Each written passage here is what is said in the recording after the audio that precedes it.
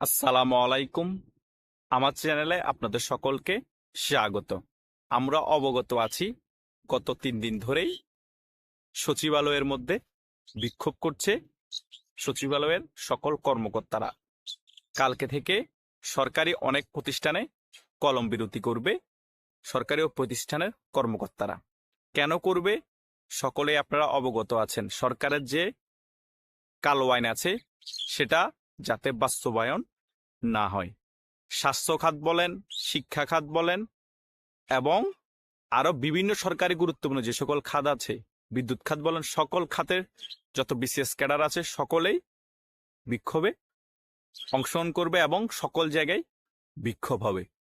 বাংলাদেশের এমনিতেই এখন এই টালমাটাল অবস্থা, সেই সাথে আজকে মিরপুরের মধ্যে একজন লোককে গুলি করে দিয়ে আবারও 22 লক্ষ টাকা ছিনিয়ে নেওয়া হয়েছে।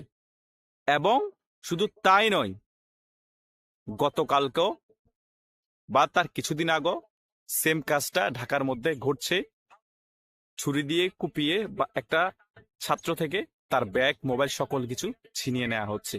শুধু তাই নয়, বিএনপি তো এখন খুব ভালো একটা অবস্থায় আছে। বাংলাদেশের সবচেয়ে বড় দল আওয়ামী লীগ যখন নাই, বিএনপি সবথেকে বড় দল। বিএনপির একজন পদধারী লোককে গুলি করে হত্যা করে ফেলেছে খোলা রাস্তায়। তিনি বসে আড্ডা দিতেছিলেন। সাধন ওনার নাম, যুগ্ম আহ্বায়ক একটা থানার। ওদের মতো লোকে এখন দেশে সেফটি নেই। সকল দিকে বিক্ষোভ হচ্ছে। বিসিএস ক্যাডারদেরকে চাকরিযুক্ত করার ফোন দিয়ে আসতেছে সরকার, দেশের আইন শৃঙ্খলা ঠিক না করে। এই পরিস্থিতিতে বাংলাদেশের মানুষের কাছে অপশন এখন দুইটাই আছে। কি অপশন দুইটা? হয়তো বাংলাদেশের জনগণ প্রেসার দেখ বা রাজপথে নেমে সেনাবাহিনী যাতে ক্ষমতা নেয় সেটার ডাক দেখ। দ্বিতীয় অপশন হচ্ছে আবার শেখ হাসিনা ফিরে এসে ক্ষমতা নেক। কারণ 9 মাসে বাংলাদেশের জনগণ বুঝে গিয়েছে এদের দ্বারা দেশ পরিচালনা করা সম্ভব না। হ্যাঁ, অনেকেই বলবে শেখ হাসিনা এখন আবার পসিবল না দেশের প্রধানমন্ত্রী হিসেবে বসা, উনি চলে গিয়েছেন, বা দেশের মধ্যে অনেকে মেনে নেবে। আচ্ছা, বুঝলাম মেনে নেবে না, তাহলে সেনাবাহিনী শাসন জারি করুক। কন্ট্রোল না হলে কিভাবে করবে?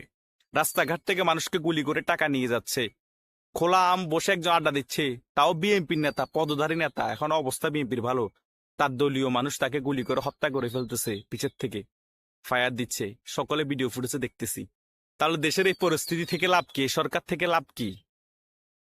দেশের সরকারি সকল সেক্টর বন্ধ থাকবে। 9 মাসে বাংলাদেশের মধ্যে 1 টাকাও বিনিয়োগ করে নাই বিদেশে কোনো দেশ। রিজার্ভ খালি হয়ে যাচ্ছে। বাংলাদেশের সকল টাকা উপদেষ্টারা বিদেশে পাচার করে দিচ্ছে, এপিএসরা পাচার করে দিচ্ছে। তো এই বাংলাদেশে এই সরকারের আমাদের প্রয়োজনটা কি? শেখ হাসিনাই তো মন্দের ভালো ছিল। আর তা না হলে সেনা শাসন জারি করেন, বাংলাদেশে কন্ট্রোল করেন। সকল অপরাধী যারা আছে, যত কুলাঙ্গার আছে, সন্ত্রাসী আছে, বড় বড় যাদের বড় বড় মামলা আছে, 10টা 15টা হত্যা মামলা, তাদেরকে সকলকে আপনারা ক্রস ফায়ার দেন। দেশ দেখবেন ঠান্ডা হয়ে গিয়েছে। সকল চিন্তাকারীরে জনসমুখে গুলি করে মারি ফেলেন, যারা কুপিয়ে কুপিয়ে গুলি করে মানুষ থেকে টাকা পয়সা হাতিয়ে নিচ্ছে। এ সরকার দিয়ে কোনো কিছু হবে না। এই সরকার হচ্ছে প্রতিবন্ধী একটা সরকার। শুধু টাকা পাচার করার ক্ষেত্রে আর আওয়ামী লীগকে কোণঠাসা করার ক্ষেত্রে এরা অ্যাক্টিভ, আর কোনো কাজে তাদেরকে অ্যাক্টিভ দেখিনি। প্রত্যেকটা সেক্টর ধ্বংস করে দিচ্ছে, ধ্বংস করে এখন নাম দিচ্ছে শেখ হাসিনা। শেখ হাসিনা ধ্বংস করে দিয়েছে। শেখ হাসিনা ধ্বংস করে দিয়ে গেলে এত টাকা তোমরা পাচার করতে, টাকা এগুলো পায় কোথায়? তোমরা 4-5 মাসে তোমাদের এপিএস 400-500 কোটি টাকা ধান্দা কোথা থেকে করে? টাকা যদি দেশে নাই থাকে, তোমরা বিদ্যুৎ দিবা না, তোমরা আরো বিভিন্ন সেক্টরকে সহযোগিতা করবো না সরকারিভাবে, আবার তাদেরকে প্রেসার দিবা তাদের কর্মচারীদেরকে বেতন দেওয়ার জন্য। বেতন দিতে না পারলে তাদেরকে আইনানুগ ব্যবস্থা নেওয়া হবে বলতেছো। তোমরাই কিছু দিবে না, আবার তোমরাই প্রেসার দিবে বেতন দেওয়ার জন্য। টাকা কোথা থেকে পাবে? বিদেশ থেকে কোনো কিছু বিনিয়োগ না আসলে টাকা কোথা থেকে পাবে?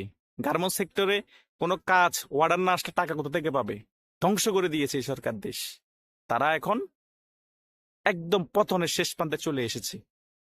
বিক্ষোভ খুবই মারাত্মকভাবে হচ্ছে সরকারি সকলের। এই বিক্ষোভ হয়তো এই সরকারের পতন হয়ে যেতে পারে, যেটা 1996 সালে খালেদা জিয়ার হয়েছিল। সেটা আমি সকালে একটা ভিডিওতে বলেছি, দেখা যাক কোন দিকের পানি কোন দিকে গড়াই, সকলে অপেক্ষা করতে থাকুন। প্রতিদিনই নতুন নতুন নাটক দেখতে পাই এই দেশে। এই নাটকের শেষ হবে একমাত্র ডক্টর ইউনূসের বিদেশ পলায়ন দিয়ে, না হলে পদত্যাগ দিয়ে, না হলে উনি মারা গেলে। এছাড়া আর কোনো অপশন দেখছি না। আর না হলে সেনাবাহিনী ক্ষমতা নিতে হবে। ধন্যবাদ সকলকে।